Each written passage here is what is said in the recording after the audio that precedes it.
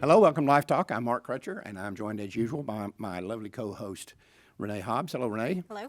And Carol Everett as well. Welcome Hello. back, Carol. Good morning. Now let's get started with this week's Life in 120.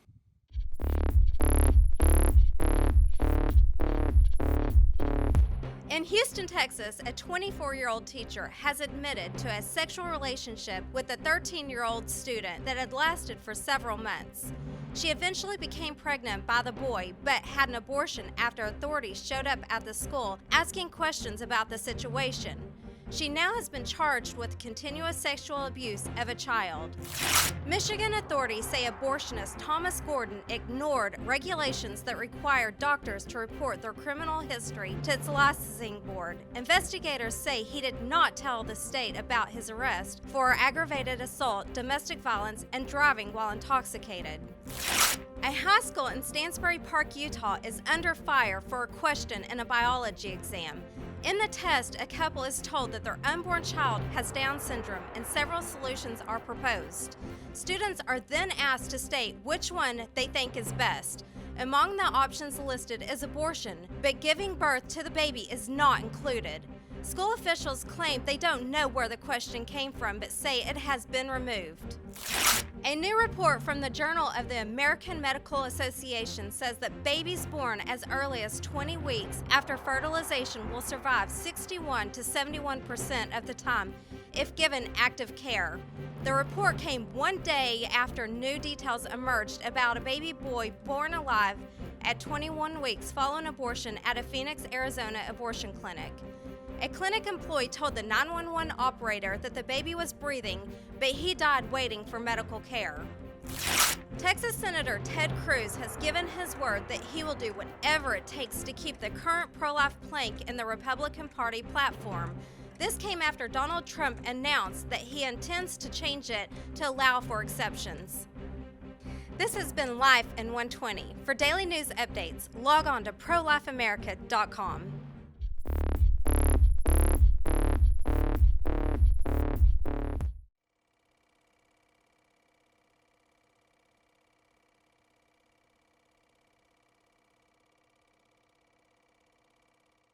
We don't normally cover stuff that's outside the United States very often, but in Canada, at Prince Albert Hall, they have what they call a courtesy pole. The city has it there. And if you have a flag or you're having some sort of event in your community, you can come run your flag. And all kinds of people run their little flag up there. Well, a pro-life group did that, and the pro-aborts are going berserk about this, as you can imagine. They were just going to do a Celebrate Life week in Canada, and they run their flag up the little pole. The pro-aborts now are not only demanding that the city not let them do that, but that they apologize for having let them do that in the beginning. And what we're seeing here, and the reason this is important, is we're seeing this trend now. Years and years ago, as you well know, Carol, the pro-aborts and the pro-lifers would debate each other. And they would get on television, or they'd go to a college campus, or they'd be on a radio program, or talk show or something like that, and would debate back and forth. Mm-hmm. The pro-aborts figured out some time ago that they can't win those debates. Yes, and they stopped debating. And so they stopped debating. So there haven't been abortion debates for years. Mm-hmm. I mean, years. That's how I got started in this, was doing debates on abortion and training other people how to do it. Today, though, they can't compete.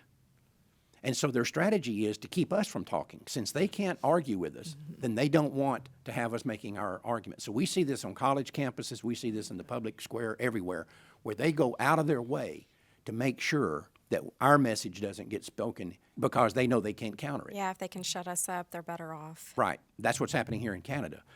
And we're seeing this now even go over into non-public events in non-public schools. For example, in Arizona, a Catholic high school teacher is being roasted over a low flame because he handed out an anti-abortion flyer. Now, it happens to be a Life Dynamics flyer that he's handing out. It's talking about black genocide, one of our MAFA 21 type flyers. Mm-hmm. And he's handing this out in his classroom. Now, he's at a Catholic preparatory school, and they're demanding that he be fired. Not just told, don't hand this out anymore, or this is political, we don't want you to do it, or whatever, or we'll debate with you about it. None of that. They want this man fired for doing this in a Catholic school. you know, the hypocrisy of these people, again, it knows no bounds. But they're so angry.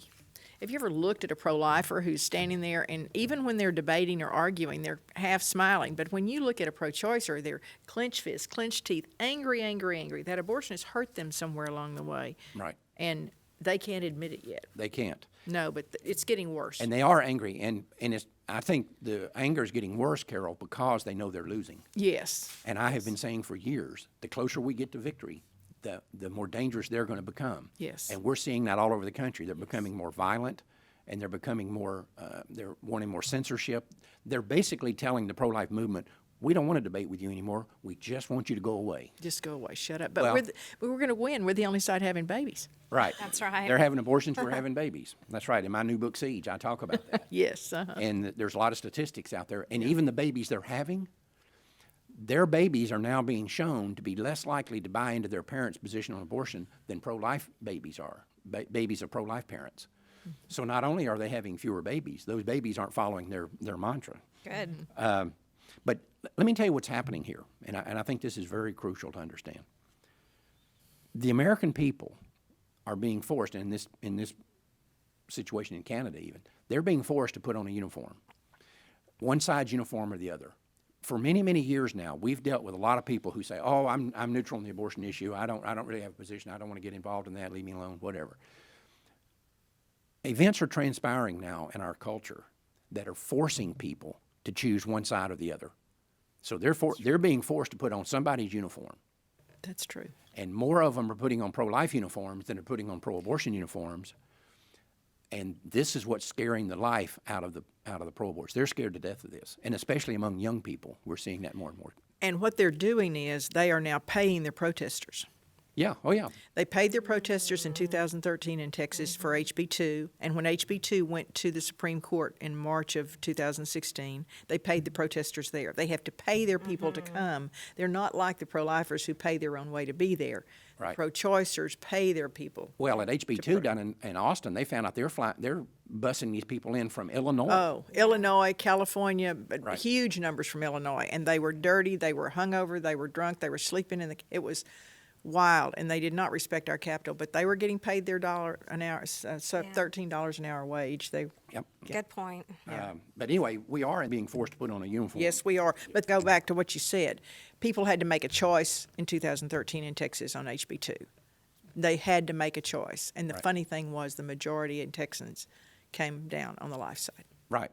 As we know, the pro-life movement is on a roll, and even the pro-aborts are admitting. And again, this goes back to what we talked about earlier about them getting angry because they see they're losing. Yes, I pull news every day, and we are on a roll. We are Yes. on a roll. Well, and pregnancy centers are full, too. Yeah, that's right. And I'm just going to go over a couple of, just in the last couple of days or last couple of weeks, Alabama has outlawed dismemberment abortion, which are D&Es. South Carolina has passed a bill prohibiting abortion after 19 weeks. Louisiana has passed a 3-day waiting period. Yay. And their Senate committee has passed a bill to defund Planned Parenthood. Mississippi has defunded Planned Parenthood. Arizona has passed a bill to defund Planned Parenthood. And Kansas will be defunding Planned Parenthood starting in July. And the list goes on and on. These are just a few that I picked out of the news that you give me every day.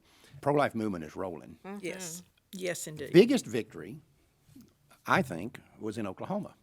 Now, we talked just last show, you and I did, that Oklahoma is becoming the most pro-life state in the country. Yes. Right? Passing Texas. Together, this is a pretty pro-life part of the country.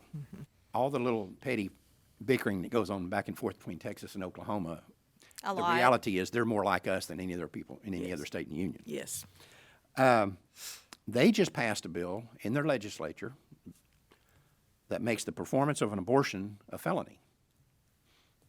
Basically, this would end abortions unless somebody's willing to commit a felony to do one in Oklahoma. Mary Fallon, who's the governor of Oklahoma, who's got a long, strong pro-life history and has signed the other legislation that's gone in, vetoed the bill. You know, I'm not going to say anything about what she did unless I could sit here and listen to her and say, you tell me why you did this. She's saying she did it because it's unconstitutional, it cost the state a bunch, it's going to get held up on appeals and so forth. And that the Supreme Court would knock it down as unconstitutional. I've heard this argument many, many times in the past. And I've got a lot of problems with this. Why don't we give the court the chance? That's right.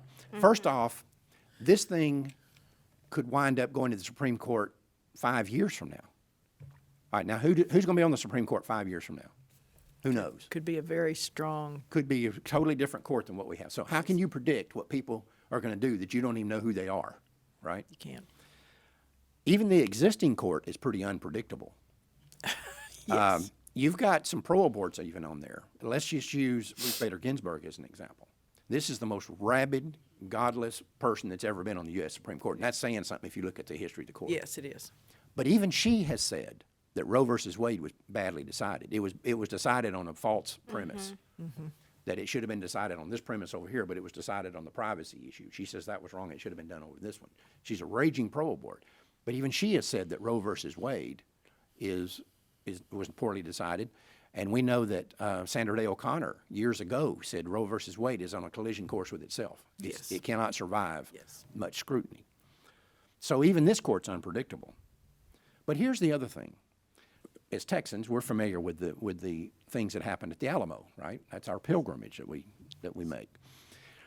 But if you watch the Alamo movie, the latest one of the things they point out there was one of the strategies that Santa Anna did, which is a standard military strategy when you have a place under siege. Santa Anna didn't know how many people were in the Alamo. He didn't know. There could have been 100 in there. There could have been 10,000. He didn't know how many were in the whole city.